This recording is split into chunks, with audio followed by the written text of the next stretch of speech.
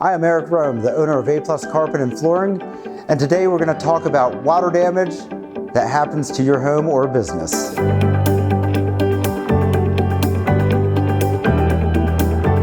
Step number 1, make sure you have stopped the water source. Step number 2, extract any water that is remaining in the area. Number 3, if you do have carpet and pad, you absolutely must remove the pad and dispose of it. Once the proper materials are removed, now you have to start drying the area. You're going to need air movers, dehumidifiers, and possibly other types of equipment. Once the area is dried, it's ready for rebuild. Whether it needs drywall, paint, baseboard, carpet, or flooring, we can take it full circle.